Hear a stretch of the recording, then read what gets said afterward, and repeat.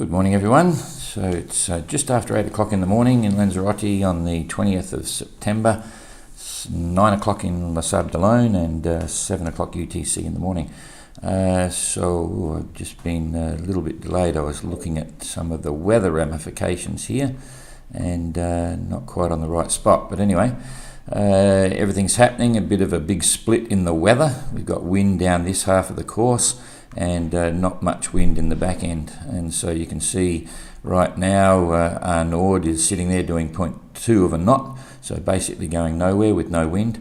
Mark Sinclair's got a little bit of breeze now, making 1.7 knots, and Damien trying to make the most of it at 2 knots as well, and it may stay that way for quite a few hours, if not a lot of today. So not going to be a lot of movement at the back end of the fleet. And if we now just focus on the middle end of what's going on, here we've got Ian Herbert Jones. Didn't do a lot during the night, but the breeze is starting to come back, so he's making 2.8 knots. Now Ian's already, hopefully he'll be in today. I think he should be in sometime late today. He only wants to come in daylight because he has already stated that he's going to anchor. So he wants to anchor in daylight, probably close to where Elliot is. And then he's got some work to do on the boat, and that if he's there at night, he probably might not leave during the night. He may, because you could sail out at night time because it's the winds will be coming off the coast, and let's see what happens. But anyway, hopefully we'll see Ian later today. Elliot looks as if, I haven't double checked, but he's not moving, so he's still anchored, probably enjoying the serenity of the anchorage. You probably saw everything that was happening last night, so he's quite content. I estimated he used about 27 litres of fuel last night, yesterday afternoon rather. So he's probably used up all his allocated fuel, so now everything that he uses, there'll be a 2-hour time penalty for every litre that he uses from now on.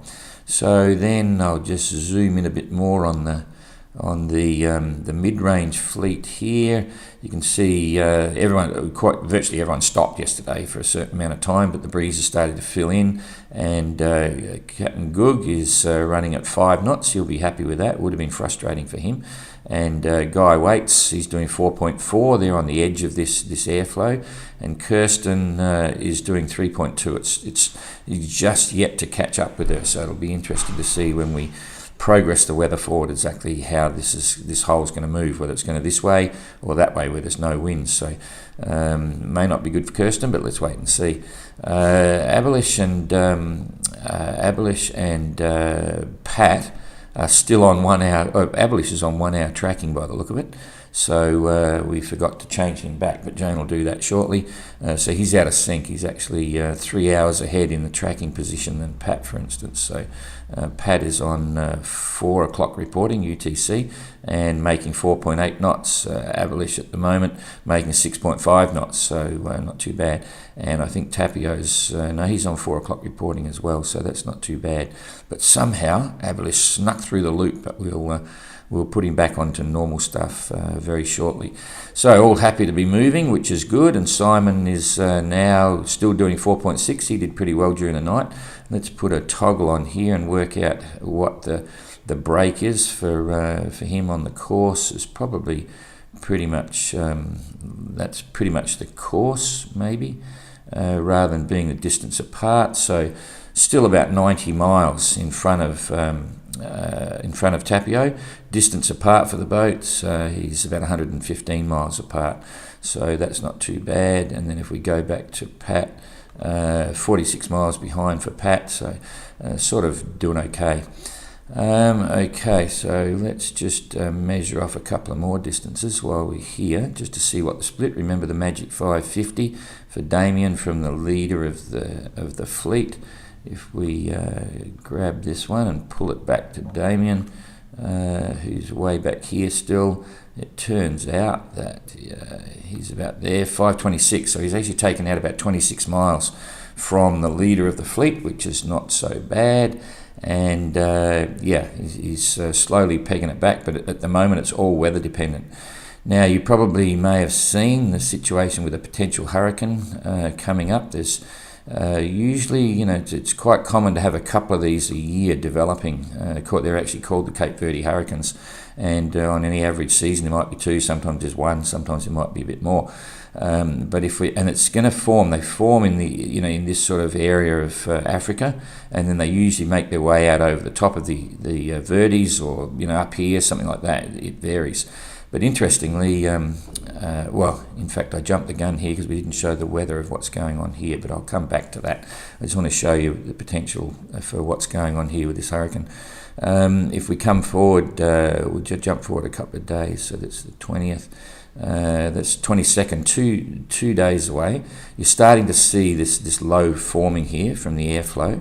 And if we come through to the 23rd, windy on here is only showing mild reaction. Now, bearing in mind all the information is coming from windy. That's the company. Too far. Sorry, this is a bit boring here. I'm going to come back. Okay, so you can see a distinct low pressure system, but it's not showing as being anything too dramatic. So that's the 23rd, Tuesday, Wednesday, Thursday, Friday. So that's in early morning on Friday. If we come through to the 20, that's late in the day, Friday. They've got, reasonable stuff. It's going to be headwinds if they're coming down this side of the course. If Simon comes across here, he'll hook up with these and get a bit of a slingshot effect straight down through the Verdes. So it's all looking pretty reasonable. And if we then come through, so that's on the 23rd. If we come through a bit more, you can see it's really not showing anything like a hurricane, okay? But remember, this information is coming from windy. Now, if we go over to windy, okay, this is the dates down here. So this is the 22nd, which, remember, it showed a pressure system forming right on the edge of the coast. And this is the same company that's providing windy information to the Yellow Brick Tracker. If we come through to the Friday, and this is forecast wind, not maximum gusts, you can see we're already into 30 knots. We're already starting to see intensifying of this pressure system. It's starting to form up, not quite a hurricane at that point. If we go to the end of the day, you can see already it's moving very fast, but it's now starting to form in. You've got an eye there. You've got forecast winds of 40 knots, which means gusts 50, 55. And if we go into Saturday, you can see it's full on. So whereas you saw Simon coming across this way, he might have got in front of it, but there's absolutely something going on, and that's the same weather modelling that's on the tracker, which is very interesting indeed. So it needs to be given a bit of consideration. Now, if I come back again to Thursday the 22nd, we have over here the GFS model. That's the ECMWF, which is the most popular model, the one that we just looked at, and that's the model which is on the Yellow Brick Tracker. If we now look at the GFS model, it's showing a similar reaction in the early stages, and this is where the forecasting a hurricane gets really tricky. Computer modelling is based on historical records and all that sort of stuff, but when it's being born, it's hard to predict what happens. So it's still up in the air, but you'll see with the GFS model, it's a lot less intense. Okay, there is a pressure system there. This is getting a little bit closer to what's showing on the Yellow Brick Tracker. Okay.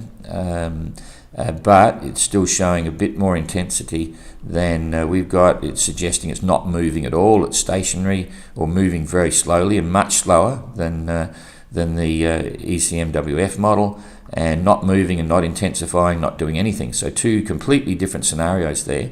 Let's hope the GFS is right. There is another one, if I go, which I don't know a lot about. This is only, I've never really followed the ICON one, but the ICON model it doesn't go very far forward, but it's showing clearly that something's happening and this thing is intensifying. Okay, these are forecast winds again, so 33 forecasts, you're going to be blowing about 45, higher, 45, 50 knots, but the ICON modelling is showing a similar pattern to the formation of, what we call a mild hurricane, but it is still a hurricane. There's forecast 44, so that's going to be gusting 60. The sea state, if we go into waves there, you're going to see quite a reaction. So there's, that's the waves are a different colour for ICON. That's sort of like 7-8 metre seas there. Something's not right there. It's not loading.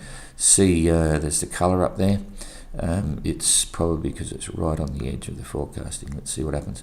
No, forget that. It's not working for the ICON model. If we go back to GFS, which is a bit milder. That's 2.4 metre seas on the Friday. On the Saturday, if we cut to that, in the middle of that, it's probably going to be 5 or 3, 4, 3 and a bit. Hasn't had much of a time to build up, so that's a good indication. It's so fast and so intense and small. Anyway, interesting stuff. Go back to the wind and go back to the usual one. So something's going on. It's very tricky for us to determine what to do if we go, what advice to give the entrance, because if we go back here and we look at the distance where things are, hang on, we'll bring the weather back to, say, the 22nd. Oh no, weather's nothing. I'll go back to weather real time today. We look at where Simon is now, okay, and we come down here. Let's say this is where the area of influence is going to be, not quite 400 miles away. Simon should have pretty good weather going all the way forward, and from his perspective, if he's making 125 miles a day, which is only average 5 knots, which he should do, that's going to give him about 360, 70, 80 miles, which is there. So he could be in 3 days the other side of it. Remember, this thing's going to be blowing around like this, so it's probably best for him to just go for it, bullet a gate, maybe keep wide and try and get the other side of it, which would be best off. But if we come back to Tapio and the 3 here, Tapio, Pat and so on, they're going to be right about here as this thing comes across, whatever it may be. So if it was going to be there, and if I was weather routing without looking at a program and modelling, I would probably say to, in case it gets severe, is hug the coast down here, because when it comes off, yes, there's going to be some headwinds as it moves away, but at least you're not going to be in the area where it's intensifying. So I'm not sure. We may just, today we will alert everyone to the fact there may be a depression, a very intense depression that could develop into a hurricane forming in the middle of the track, and we'll let the entrants themselves for now decide what they should do.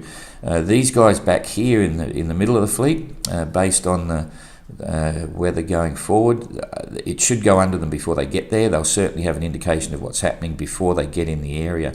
So if we now just go forward to say tomorrow, you can see that Damien's still going to have, the guys at the back are going to have light winds, but virtually the whole of the rest of the fleet is going to fill in from today going forward, so they'll all have breeze and they'll all be moving, and so we'll monitor that each day as we go. Anyway, so plenty happening with the weather, and everyone's heading south, which is kind of cool, and we'll follow the progress and see Ian coming in today, and no doubt see Elliot take off. So thanks for that. Follow the tweets and bits and pieces.